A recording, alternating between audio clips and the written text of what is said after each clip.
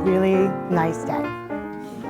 We never know our turnout, days like this, very light. So thank you for spending your time and coming out today. You're here for a reason, so I'm going to get started with the slideshow. The theme is There's No Place Like Home, because there really isn't. Just to start off, how many people in here are currently renting? Okay, how many people in here might be living with parents still? Okay, I have 4 of them still living with me. So there's our beginning. There's no place like home. The question of the day is this the right time to buy? If you're watching the news, the media, you're hearing yes, no, maybe. This is, should I buy in this market? Keep renting? What's foreclosures? We're going to answer these questions here today, and you're going to have a lot of information. You guys were in the credit class. All the tables out there, everybody's there to answer your questions. So this basically shows you what Montgomery County is doing. We are sponsored in Montgomery County. This is what we do. But the trend is pretty much through Bucks, Philadelphia. The sale prices are going up. Home sales are going down because the inventory is going down. So it's kind of the perfect storm. The market is hot. So you can see, like here's right before the market crashed. So we were great. That's pretty stable market. So when you hear things on the news that it's declining, it's not a good time to buy, it's a pretty stable market right now. Your why. Why do you want to move? There's a lot of great reasons. You're paying somebody else's mortgage right now. You're making somebody else rich by renting. It's emotional. There's a lot of questions to ask. But owning a home, there's plenty of advantages. How many people in here have pets? How many people pay extra money to have your pet where you're currently living? Everybody's got a pet. You should be able to have as many as you want. So it's a lifestyle. What kind of community you want to live in, there's a lot of things. And in your head, much like little girls and boys when they're little, they know exactly what they want to be. They know what they want to do. All changes. At some point, in your head, you can picture where you'd like to be living. That's the most important part. So there's a lot of decisions to make. The theme is follow the yellow brick road. It's always best to start at the beginning and follow the process. It is a process. It doesn't happen in a day. It's not like going on to a car dealership and finding the car of your dreams and leaving with it that day. It takes anywhere from 1 month or 1 year to make sure that you're in the right position and that you've got the right house. Renting versus buying. If you have a stable income, and when I say stable, there is nobody stays at their job 30 years anymore. Stable income is, you know that you're in an industry where your income's going to continue. Good credit score. How many people in here know what their credit score is? Wow. Okay. Oh, that's right. We have like freecredit.com. You all heard not to use them sites over there, right? So if you have a decent credit score, 585 and above can be done with FHA. So sometimes people think they need a perfect credit score. No one usually has them. And if you have a little bit of money saved. So when I say a little bit, the myth is 20% down is what you need. That is no longer. You need 20% down if you don't want to pay mortgage insurance, but for as little as 3.5% down, you can own a home.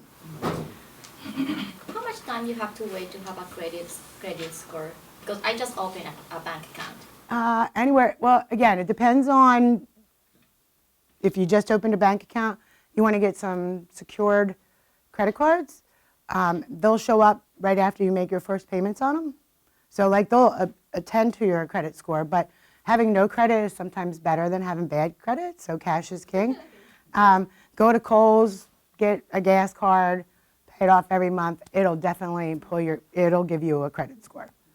So the questions to ask. The biggest question is, what are you comfortable with as far as a monthly payment? Some people, what a mortgage person may approve you for is probably more than you're currently paying for rent. Don't get that comfort zone. That's the most important thing. Next important thing is, where do you want to live? What are your must-haves? And what would you like to have? So it's kind of like putting a puzzle together. You look at 10 homes, If you could take that yard, put it with that kitchen, and on this street, there's your perfect home. So you have to, there's definitely compromises that you make throughout the process. How far do you want to be from work and family? I've had more than a few clients that think that, oh, the drive is pretty, I won't mind. And then they're losing 3 hours out of their day traveling back and forth to work. So keep that in mind. Whatever you do, get to the house that you're considering putting a contract on at the time that you would normally leave for work, and see where your bottlenecks are and see how happy you would be making that drive before you put any ink on paper. And being close to family, personally, if my children wanted to move to another state, that would be okay with me. But you never know when you're going to need them, and a lot of people don't know what it is when you've lived with your family, close to your family, and then you move an hour away, you become the black sheep of the family and nobody comes to visit you anymore. Sometimes that's not a bad thing. And will you have time for maintenance on the home? There is, right now you're renting, a lot of tenants these days still have to cut their own grass, still have to worry about some of the maintenance that goes along with the property, but once you're a homeowner, unless you figure into your monthly that you're going to be writing a check to somebody to come cut your grass, there's always maintenance to do. It's the honey-do list. You get it when you buy the house, even if it's perfect at the time. Decide whether or not you want to live if an association exists. Some developments have homeowners associations, condos associations. That's an extra monthly fee that you pay. If you're paying for a pool and you're never going to swim, you're paying for everybody else to swim. So keep that in mind, and you get rules. You can't have purple curtains, you can't have a dog over 20 pounds. Think about that. So townhouse communities look nice and smell nice, but there's more to it than meets the eye. And then you have to consider how long you're going to live in your first home. National Association of Realtors tells us that it's anywhere between 3 and 5 years. I lived in my first home for 18. So you never know, but in the back of your head, how long are you going to be there? Should you buy in this market? The answer to that question is very simple. The rates are still historically low. People like here the rates are climbing. They're still under 4%. My first house I bought in 1990. I'll date myself. I had really good credit. I had my 20% saved, and my rate was 11%. That was the best rate at the time.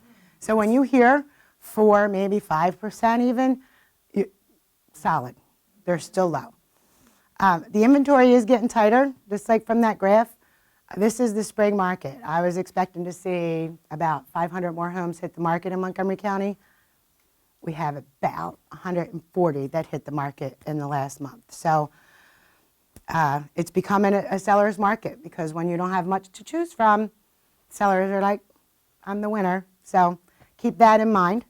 But it is the perfect storm for qualified buyers. Or if you're close to being qualified, you want to start looking at homes. Why are you going to pay somebody else's mortgage? It's just a thing. We do it all the time. You have a tax advantage you can take. You get to control your monthly payment other than taxes. Once you get that monthly payment, no one can raise your monthly payment unless your taxes go up. That's the only way that changes. You get to grow your own equity. In about 5 to 7 years, you have enough equity. If you're going to sell that house, you're going to get a chunk of money to go buy your next house and maybe have that 20% down when it's time to go. Flyers, sorry, just noticed that. And you have less restrictions. You can have as many pets as you want. You can have whatever color curtains you want. If you want to park that crappy car in that driveway, you're allowed. The one that's not going to run for a while, it's your driveway.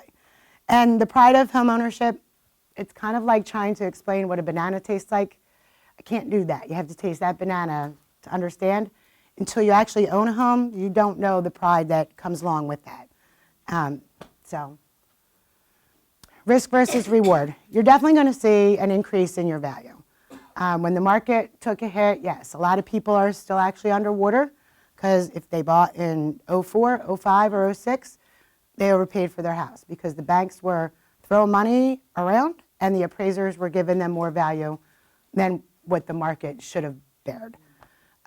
We're back to, houses every year were going up in value between 10 and 15%. That is why the crash then happened. We're back to 3 to 6%, which is still a very nice return on your investment. This is not a declining market as long as it's going up. Again, I'm going to talk about that tax advantage since we just missed. Oh no, tax day is actually Monday this year, I was informed. You get that interest written off, you're going to go on a nice vacation with your income tax. And you're signing up for the biggest purchase of your life. This is not a pair of shoes when they don't feel good anymore. We can get rid of. This is not a car that when we're done with it, we're done with it. This is your biggest purchase. So you have to really be committed to the process. It's a process. It's not, I'm going to go do this. You're here today, so you're off to a great start. You're going to have a lot of options. So Linda the Good Witch is telling you, have a clear vision. Clear eyes, full heart, can't lose. We have the Sheriff's Department is actually here. They're going to be doing one of the workshops this afternoon. When the sheriff comes to our workshops and tells you that buying a home at sheriff's sale is not the right thing to do, probably he's going to give that more credential than me saying that. Sheriff's sale is very risky. You don't get to see the property. You put your money down. You won't get it back if it doesn't go through. You don't know what you're getting at the sheriff's sale. They could have, if somebody's losing their house to the sheriff, typically there's a few other judgments that might go along with that. So you're buying their past problems, so to speak. Sheriff's sale, once it gets to a sheriff's sale, the bank's lawyers go, they raise their hands, they take it back, then it comes on the market as a foreclosed or an REO. You're going to hear a lot of terms thrown around, probably see it on the news. So let the sheriff take it back, clear the title, and make it look pretty. That's the highest risk of purchasing. All right, there's my favorite picture. That's not what foreclosed properties look like anymore. 2012 and 13, everything that was coming onto the market from the banks, it kind of did. People were taking their kitchens out because they were mad at the bank. They were taking their heaters out, and any copper pipes were always gone. That was a foreclosed property then. The new regulations are Fannie Mae, whether it was Wells Fargo, Bank of America, whoever held the mortgage previously, if there was mortgage insurance, it all goes back to Fannie Mae. So when their website is HomePath. When you see a Fannie Mae home going on the market, they now are putting fresh paint, carpet, any pipes that are missing, so they're bringing these properties basically back up to market value. So this year, I'm saying yes, foreclosed properties are okay to look at. If there's any major things with them, they're a little bit harder to finance, but there's also renovation loans and lots of options to get them financed. So don't take the REOs off your list. Somebody else might tell you differently. I'm going to tell you there's great value in the foreclosed properties. What's the difference between the two? Sheriff's sale, taking all the risk. Let the banks have them back. Foreclosed properties, the banks have already taken them back. Your title will be clear. People worry about that. The bank has to clear everything that was a judgment against that property in order to transfer it. So that should put your mind at ease. Short sale. This is going to be a very short topic on short sales. Do not, especially as a first-time buyer, think that this is a good value. Banks are refusing to process them. So are they trying to help the consumer? Yes, they are. And I'm on video, and the government can hear me say this, but they're not. They're playing the game, so people might be able to stay in their house for 6 months to a year longer than the bank wanted them to if they list it and say that they're short sale. What a short sale is the bank says they're willing to take less money than what is actually owed on the property. So people in 05 and 06, they might have bought a $200,000 house. That house is worth $150,000. They owe $200,000 on the house. And for whatever reason, death, births, jobs changing, people have to move. And if there's no equity, not many people like to bring $30,000 to the settlement table in order to sell their house. That's not really the thing. So I will say it's a long and often disappointing road. It is 100% a disappointing road now. So at one point they worked, the banks worked with us, everything was beautiful. Just don't get your money caught up 3 months just to hear that the bank's not going to take your offer. So when they say short, it takes a long time to find out that you've missed an active market waiting for this house that you think you want to actually become yours. Eventually, it will get taken back by the bank and will come on the market. So if you keep your eye on it, you'll get it. Mortgage. People wonder why they have to give up so much information to get qualified for a mortgage. If you haven't watched this movie, The Big Short, it explains exactly what happened to a T. I've watched it probably about 15 times now because they're all very nice looking gentlemen that are in the movie. But it really does explain exactly what went down and how it went down. So that was, our government was the reason for the crash. How do you determine the right price? How many people in here go on Zillow or Trulia? Okay, I'm going to look you all right in the face. Raise your hands again for 1 second. Don't go there. Their information they take on a national basis. When I get the call, hey, can you come sell my house? I get there. The Zestimate that they were given is $50,000 over what the market's truly going to bear.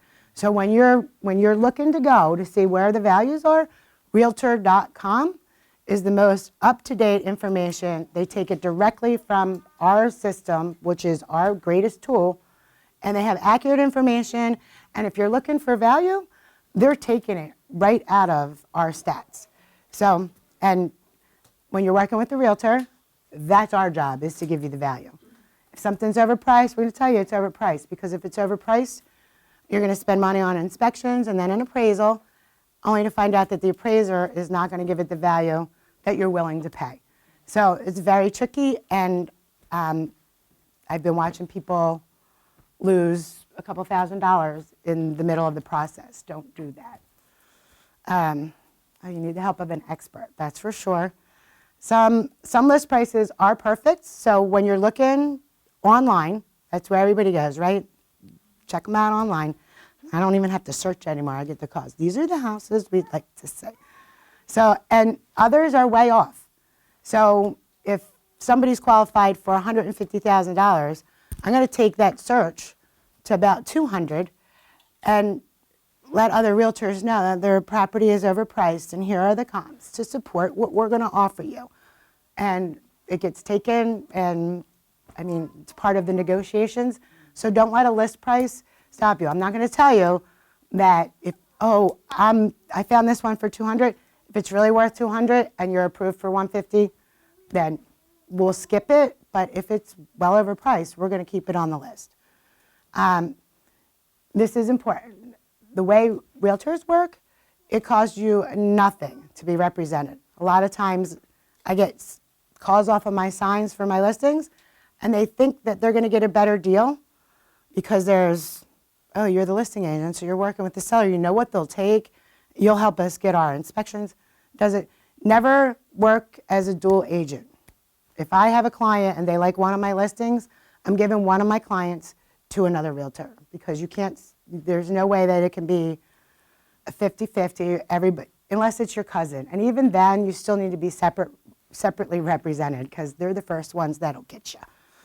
It costs you nothing. The seller pays our commission, so it costs you nothing to be represented. It costs you, there's no benefit to going to the list agent. That's a myth that people think, oh, we'll save money by doing that. It doesn't happen, and don't ever do it. So if you're taking notes, don't ever use the realtor that's representing the seller. Okay, drove that point home. Guidance on the yellow brick road. This is complex, but that's why you look, and a lot of times by the end, you're so educated.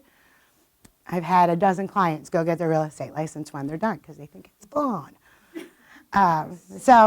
The local picture books, not really. People aren't even picking up the books in Wawa anymore. You know, they're all rental books now because the demand for rent is so high. There's hardly any empty rentals out there because people can jack it up. So I've flipped probably a dozen renters, and their mortgage is less than what they were paying for rent. Now they own their home, and that's including their homeowner's insurance and their taxes. So now's the time. If you want to save some money, buying a house is a good way to do that. The basic rule is every property is unique. Now, you probably will drive down a neighborhood and see either the cookie cutter houses or every house looks exactly the same. There is no two exactly the same properties. Heaters are different ages, roofs are different ages, things look different inside for the better or for the worse. And through it, every home could have a different contract, different negotiations, different financing options. So there are no two same properties out there. So in the maze of the forms, the financings, inspections, marketing, price, and negotiating, it makes sense to work with a realtor. I think I talk about it again. If anybody in here had to go for brain surgery on Monday, would you want your surgeon to be a full-time surgeon, or if he worked at Walmart and did brain surgery? That is the analogy that I want you to take. If somebody just has the real estate license as a hobby, they are not on the cusp. They're not staying up till 3 o'clock in the morning to see what the trends are doing, to see what financing is doing. Do not work with a part-time agent. Are the prices still falling? No. There's no crystal ball, so next week could bring a whole different turn, but we're kind of on the rebound. That graph told us the prices are coming back up. They're not crazily coming back up, but the prices aren't falling. So the people that waited last year for the prices to go down, they're paying about 5% more this year for waiting. So don't wait. I love that they move. It doesn't have to be scary. You're here today to get the information. At some point, it gets emotional, it gets frustrating sometimes, but it doesn't have to be scary. It's all good, as they say. How do you choose a realtor? Word of mouth. If somebody had a great experience, they're going to tell you. If somebody had a bad experience, they're going to tell you that too. Personal references. Find one that's familiar working with first-time buyers. There's a lot of agents that are here today that like to sell $500,000 houses, that like to sell $2 million houses. There's patience involved. There's questions at 9 o'clock at night. First-time buyers are a little bit different, a little bit more hand-holding. The market keeps changing, so even people that are doing the move-up, they still need to be educated on what's changed from the last time they bought a house. So you got to find somebody who's patient. And make sure that they're selling some houses. They might be full-time, but they might have only sold 2. So that's not enough experience to know how to negotiate and to know what to do. And again, full-time. Feel comfortable. That's the most important thing. You'll know right off the bat. Follow the Yellow Brick Road like a boss. I had to throw that in. Like a boss. The process. You find a person to help you guide. Like, people don't know what comes first, the chicken or the egg. Find somebody that you're comfortable with. They will then put you in process. Will put you in touch with a mortgage person who they know they can trust, that will take care of you. The next step, and that will not let you pay more than what you're comfortable with. If you give them, this is my monthly, I want them to work backwards. I don't want anybody to be told that you can afford $50,000 more, and when you're not finding that perfect home, but you jump up your search, don't get taken out of your comfort zone. Don't let anybody do that to you. That's important. Search for the perfect home in a location you see yourself in. Perfect locations, people ask me all the time, is that a good neighborhood? If I tell you where I've raised my children, I'm going to tell you. It's really up to who you ask. You can always go get criminal reports. There's Megan's Law. If you don't, obviously no one wants to live next to a sex offender. They're out there. They're everywhere. But if you go on the Megan's Law, then you'll just know at least they're not your next door neighbor. That's important. You're not going to find anywhere that doesn't have any. After you find that home, you submit and negotiate the offer. Then you do the home inspection and usually negotiate repairs. And that's the other thing. If anybody's taking notes, do not skip the home inspection. It's a cost, but it's a good cost because the houses that look the best and smell the best are the ones that come back with the longest list of problems. Because once you open up some plumbing, electric, they look good and they smell good, but they haven't been maintained all the way around. And some that look terrible and smell terrible are the best conditioned homes. So don't let that fool you. This is, everyone should be on the same page. There should be no enemies.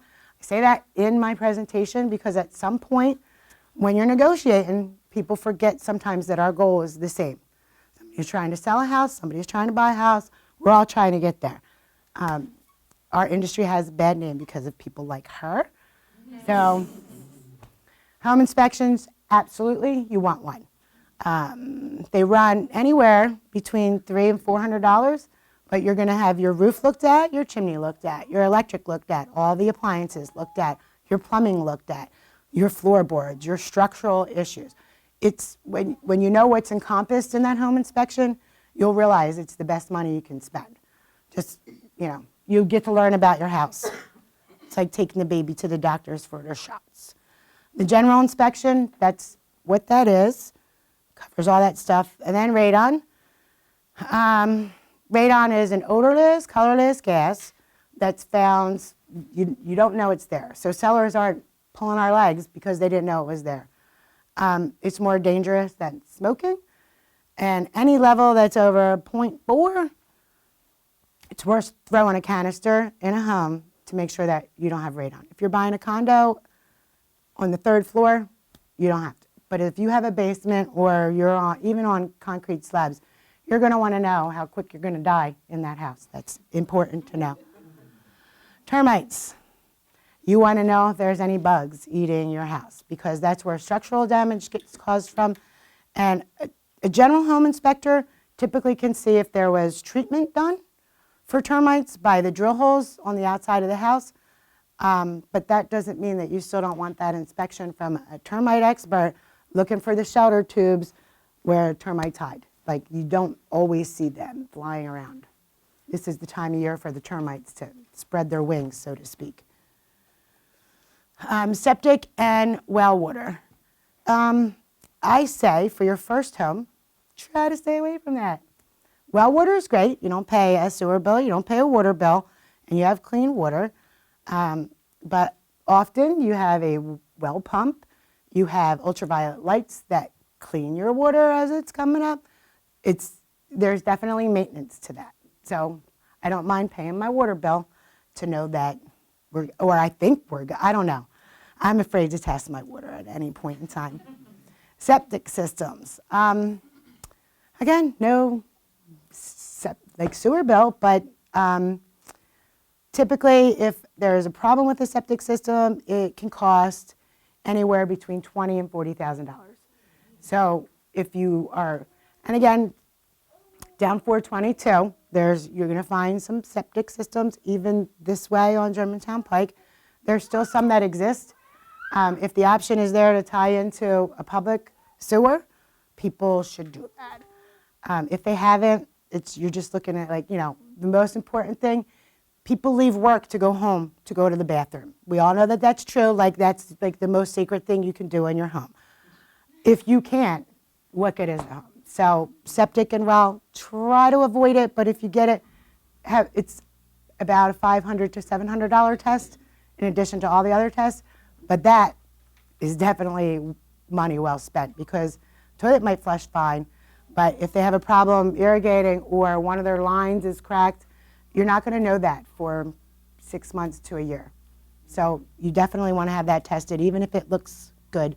Smells good probably isn't the right word. Shop around and acquire homeowners insurance after we've done the inspections. We will order and review the title to make sure that there's nothing that's going to come against you later, because every now and then a title company might miss something. So we make sure it's cleared before we get to the settlement table. It used to be the morning of or the day before you do your final walkthrough to make sure that they haven't left any children or pets behind, but to make sure that if there were any repairs that they were supposed to do, that they've done that they'd empty their closets. The final walkthrough is very exciting, and that's when you get a little nervous because the house looks a little different if somebody was living in it before. Now the rooms look bigger, and you're like, crap, I have no furniture for this. So, but it's an exciting day. And then you go to settlement, as I refer to it as a celebration. You definitely want a mortgage person who's going to attend settlement. If they're not going to attend settlement, then don't use them. That's a requirement for anybody that I work with. They get their money from the mortgage company. You sign your life away, and then you get the keys. Welcome to home ownership. All right, homeowners insurance is super important to understand. I'm going to turn it over to him in 1 minute because I just got to finish off, all right? I know, wait. You got to have heart, right? Like if you're here today, you obviously are considering this and it's something that you want to do. You need education to fill your brain. You're here today for you. And you got to have courage because this is something that you have to be a little bit brave because it's a big step. And people get stuck in, I don't want to do this. It's scary. It's not. Have some courage. And after today, you're on your way home. You've always had the power.